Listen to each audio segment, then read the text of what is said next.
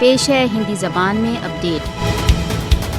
Police तथा अतिवादी हिंदुओं ने मध्य प्रदेश में ईद मिलाद के जुलूस में भाग लेने वालों पर आक्रमण किए। मध्य प्रदेश में हिंदू अतिवादियों ने मुसलमानों को हुजूर अकरम सल्लल्लाहु अलैहि वसल्लम की मिलाद के अवसर पर जुलूस में भाग लेने से रोका। उत्तर प्रदेश के कानपुर नगर में मुसलमानों ने ईद मिलाद का जुलूस निकालने की अनुमति न देने का प्रतिवाद किया। मोदी के नेतृत्व में भारत विवादग्रस्त नीतियों का पालन कर रहा है तथा उनकी धार्मिक स्वतंत्रता सहित मुसलमानों के अधिकारों की उपेक्षा कर रहा है। सन 2021 में भारत में धार्मिक स्वतंत्रता को नकारा जाता रहा। अंतर्राष्ट्रीय धार्मिक स्वतंत्रता संबद्ध अमरीकी आयोग। मोदी की सरकार हिंदू राष्ट्रवादी नीतियों को विकसित कर रही है, जिससे भारत में धार्मिक स्वतंत्रता का व्यवस्थित तथा घोर उल्लंघन हो रहा है। अमरीकी आयोग। तथाकथित संवैधानिक संरक्षण के बावजूद भारत में मुसलमानों को बहुत व्यवस्थित रूप से पक्षपात तथा हिंसा का सामना है। भारत में मुसलमानों को शिक्षा तथा रोजगार सहित सभी क्षेत्रों में पक्षपात का सामना है।